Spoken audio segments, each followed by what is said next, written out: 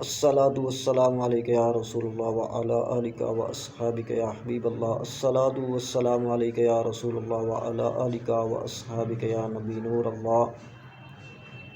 حضرات گرامی مفتی قاسم صاحب دامت برکاتہم العالیہ، مبلغ دعوت اسلامی کے نگران شورا، آپ دی کتاب صراط الجنان جلد نمبر 3 صفحہ نمبر 146 دے اندر آپ فرماندے نے کہ نماز سے پہلے پڑھا جانے والا وظیفہ حضور پر نور صلی اللہ تعالیٰ علیہ وآلہ وسلم نماز شروع کرنے سے پہلے ایک وظیفہ پڑھا کرتے تھے۔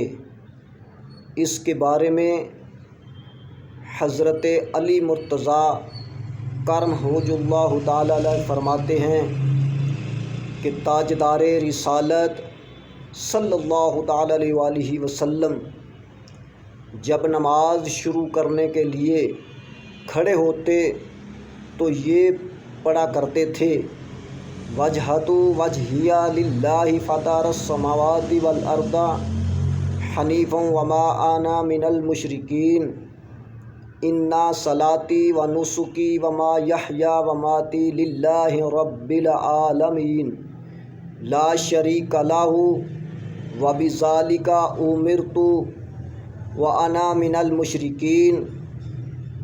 میں نے ہر باطل سے جدا ہو کر اپنا منہ اس کی طرف کیا کہ جس نے آسمان اور زمین بنائے، اور میں مشرکوں میں سے نہیں ہوں۔ بے شک میری نماز اور میری قربانیاں اور میرا جینا اور میرا مرنا سب اللہ کے لیے ہے کہ جو سارے جہانوں کا رب ہے، اس کا کوئی شریک نہیں۔ اسی کا مجھے حکم دیا گیا ہے اور میں مسلمان ہوں۔ تو حضور پر نور صلی اللہ تعالیٰ علیہ وآلہ وسلم یہ وظیفہ پڑھا کرتے تھے۔